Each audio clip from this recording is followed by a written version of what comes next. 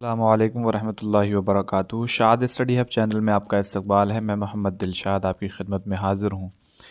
اردو قواعد کا جو سلسلہ ہم نے شروع کیا ہے اس کا دوسرا سبق لے کر، اور آج کے سبق میں ہم پڑھیں گے ضمیر، جسے انگلش میں پروناؤن کہتے ہیں اور ہندی میں سرونام کہا جاتا ہے۔ چلیے شروع کرتے ہیں۔ ضمیر، اور انگلش میں سے پروناؤن کے نام سے جانا جاتا ہے اور ہندی میں سرونام۔ ان دونوں عبارتوں کو غور سے پڑھیے، یعنی نیچے جو ٹیکسٹ دیا ہوا ہے اس کو غور سے پڑھیے۔ حامد ایک بہادر نوجوان تھا۔ حامد بڑی ہمت والا تھا۔ حامد نے ایک آدمی کو ڈوبنے سے بچایا۔ حامد کو سرکار نے انعام دیا۔ حامد کا نام ملک کے بہادر لوگوں میں شامل ہو گیا۔ اب اس کے بعد یہ والی جو عبارت ہے اسے دیکھ لیں۔ حامد ایک بہادر نوجوان تھا، وہ بڑی ہمت والا تھا، اس نے ایک آدمی کو ڈوبنے سے بچایا، اسے سرکار نے انعام دیا، اس کا نام ملک کے بہادر لوگوں میں شامل ہو گیا۔ یہاں جو دونوں عبارتوں میں فرق ہے اس پر دھیان دینے کی ضرورت ہے، تو یہ آسانی سے سمجھ میں آ جائے گا۔ دیکھتے ہیں، یہ یہاں پر لکھا ہے حامد، ایک یہاں حامد ہے، یہاں حامد، یہاں حامد ہے، اس والے جملے میں بھی حامد، اس کے بعد یہاں اسٹارٹنگ میں حامد، پھر وہ ہے، اس کے بعد اس ہے، اس کے بعد یہاں اسے ہے، اس کے بعد یہاں اس کا ہے۔ تو یہ پہلا جو سینٹنس ہے، پہلا جو جملہ ہے، حامد اور حامد، یہاں تو اس کا نام آنا ہی ہے۔ اس کے بعد دیکھیں دوسرے جملے میں حامد بڑی ہمت والا تھا، اور یہاں پر لکھا ہوا ہے کہ وہ بڑی ہمت والا تھا۔ تو اس سے ایک فرق سمجھ میں آ جائے گا۔ پہلی عبارت کے ہر جملے میں حامد آیا ہے۔ عبارت میں لفظ حامد کے بار بار آنے سے بدنمائی پیدا ہو گئی ہے۔ بدنمائی کا مطلب ہوتا ہے کوئی چیز بری دیکھنے لگ جانا، تو بدنمائی پیدا ہو گئی ہے۔ اس کے برعکس کا مطلب ہوتا ہے اس کے اپوزٹ یا اس کے برخلاف۔ دوسری عبارت میں حامد صرف ایک جگہ یعنی پہلے جملے میں آیا ہے، یعنی یہاں صرف ایک مرتبہ آیا ہے۔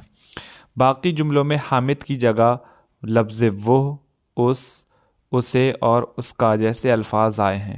یہ چاروں لفظ ضمیر ہیں جو اسم یعنی حامد کی جگہ پر لائے گئے ہیں۔ تو اس سے یہ بات بہت آسانی سے سمجھ میں آ سکتی ہے کہ پہلے جملے میں جہاں جہاں حامد تھا، صرف پہلے جملے کو مطلب پہلی عبارت کا جو پہلا جملہ ہے اس کو چھوڑ کر کے باقی سارے جتنے بھی جملے ہیں اس عبارت میں کہیں بھی حامد دوبارہ ذکر نہیں کیا گیا۔ تو جو لفظ، اب اس کی تعریف ہم یہاں دیکھ لیں، یہ بلیک اینڈ وائٹ ہے کہ وہ لفظ جو اسم کی جگہ پر استعمال ہوتے ہیں، وہ لفظ جو اسم کی جگہ پر، یعنی اسم نہ استعمال کیا جائے بلکہ اسم کی جگہ کوئی اور لفظ استعمال کیا جائے، تو جو لفظ استعمال ہوتا ہے اسے ہم کیا کہتے ہیں؟ ضمیر کہلاتے ہیں وہ، یعنی ہم انہیں ضمیر کہتے ہیں۔ تو سمپل اور آسان سی تعریف ہے، وہ لفظ جو اسم کی جگہ پر استعمال ہوتے ہیں، یعنی وہ لفظ جو ناؤن کی جگہ پر یا پھر سنگیا کی جگہ پر استعمال ہوتے ہیں انہیں ضمیر کہا جاتا ہے، یا وہ ضمیر کہلاتے ہیں۔ ضمیر کے استعمال سے اسم کی تکرار کا مطلب ہوتا ہے ریپیٹیشن، کسی بھی چیز کا بار بار ہونا یا کرنا۔ تکرار کی وجہ سے پیدا ہونے والی بدنمائی دور ہوتی ہے۔ بدنمائی کا مطلب اوٹ پن، اور کہہ سکتے ہیں کہ مطلب بھدا پن دکھنا۔ اور عبارت میں روانی کا مطلب ہے فلوئنسی اور خوبصورتی پیدا ہو جاتی ہے۔ یہاں حامد ایک شخص ہے، اور وہ، اس، اسے اور اس کا، یہ چاروں لفظ حامد کے لیے استعمال ہوئے ہیں۔ اب یہاں ضمیر ہم نے پڑھ لیا، کیونکہ آج کے سبق کا عنوان تھا ضمیر، تو ضمیر کی کچھ اقسام ہیں۔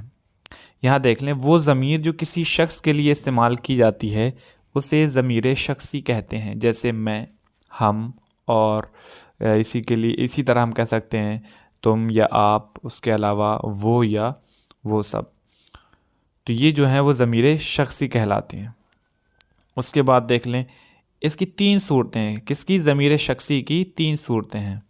اچھا، یہ بات بہت آسان ہے، اور ہر زبان میں یہ طریقہ ہے کہ مطلب جب بھی بات ہو رہی ہوگی تو بات کرنے والا ہوگا، دوسرا وہ پرسن، وہ شخص جس سے بات کی جا رہی ہوگی، اور تیسرا وہ جس کے بارے میں بات کی جا رہی ہوگی۔ تو یہ انسان بھی ہو سکتا ہے، چیز بھی ہو سکتی ہے، جگہ بھی ہو سکتی ہے، کچھ بھی ہو سکتا ہے۔ تو 3 صورتیں ہوتی ہیں: بات کرنے والا، جس سے بات کی جائے اور جس کے بارے میں بات کی جائے۔ تو جو بات کر رہا ہوتا ہے اسے متکلم کہتے ہیں۔ یہ دیکھ لیں، بات کرنے والا اپنے لیے جو ضمیر استعمال کرتا ہے اسے ضمیر متکلم کہتے ہیں۔ جیسے میں، فار ایگزامپل میں بھی پڑھا رہا ہوں، یا میں اس کو ضمیر کی جو اقسام ہیں، ضمیر شخصی اور اس کی جو نوعیت ہے، اسے میں کیا کر رہا ہوں، واضح کر رہا ہوں، اسے آسان الفاظ میں آپ کے سامنے پیش کر رہا ہوں۔ تو ہم کہہ سکتے ہیں کہ بات کرنے والا جن الفاظ کو استعمال کرتا ہے، جیسے میں، ہم، میرا، ہمارا وغیرہ، تو انہیں کیا کہتے ہیں؟ ضمیر شخصی میں ضمیر متکلم کہا جاتا ہے۔ اب دیکھیں، بات کرنے والا سامنے موجود شخص کے لیے جو ضمیر استعمال کرتا ہے، مثال کے طور پر اگر میں کسی سے بات کر رہا ہوں اور میرے سامنے کوئی شخص بیٹھا ہوا ہے، تو میں اس شخص کا بار بار نام تو ذکر نہیں کروں گا، لیکن میں اس کی جگہ استعمال کروں گا کہ آپ یا تم۔ تو اس طرح کے جو الفاظ میں استعمال کروں گا سامنے بیٹھے ہوئے شخص کو مخاطب کرنے کے لیے، وہ ضمیر کہے جاتے ہیں۔ اور کون سی ضمیر؟ ضمیر حاضر کہتے ہیں۔ تو بات کرنے والا سامنے موجود شخص کے لیے جو ضمیر استعمال کرتا ہے اسے ضمیر حاضر کہتے ہیں، جیسے تم، تو اور آپ۔ اسی طریقے سے بات کرنے والا غیر موجود شخص کے لیے جو ضمیر استعمال کرتا ہے اسے ضمیر غائب کہتے ہیں۔ یہ تعریف یہاں رہی، یعنی جس کے بارے میں بات کی جاتی ہے، جیسے وہ، اس، ان اور ان کا وغیرہ۔ تو یہ مطلب ابھی ہم نے ضمیر کی تعریف کہ جو لفظ اسم کی جگہ استعمال کیے جاتے ہیں انہیں ضمیر کہتے ہیں۔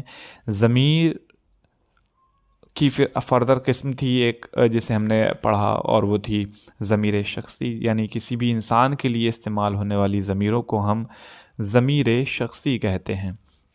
پھر ضمیر شخصی کی 3 اقسام، اور وہ کون سی ہیں؟ پہلی ہے ضمیر متکلم، دوسری ہے ضمیر حاضر، اور تیسری ہے ضمیر غائب۔ اب آگے دیکھتے ہیں۔ ضمیر شخصی فاعلی حالت میں ہوتی ہے یا مفعولی حالت میں؟ اس کی وضاحت نیچے دی ہوئی ہے، دیے ہوئے چارٹ سے ہو جاتی ہے۔ اب یہاں ضمیریں دی ہوئی ہیں اور اس چارٹ میں ہم دیکھیں گے کہ کوئی بھی ضمیر حالت فاعلی یا حالت مفعولی میں کس طریقے سے استعمال کی جاتی ہے۔ یہ دیکھیں، ضمیر ہے میں، اور حالت فاعلی انہوں نے لکھی ہوئی ہے، اس میں اس کا جو حالت فاعلی میں صیغہ بنے گا وہ ہوگا میرا، اور حالت مفعولی میں مجھے۔ ایسے ہی ہم، ہمارا اور ہمیں، تو، تیرا اور تجھے، تم، تمہارا، تمہیں، وہ، اس کا، اس کی، اسے، وہ، ان کا، انہیں۔ اس طرح سے ہم ان ضمیروں کو سمجھ کر اچھے سے اپنی اردو مضبوط کر سکتے ہیں، چاہے وہ لکھنے کے اعتبار سے ہو یا پھر بولنے کے اعتبار سے ہو۔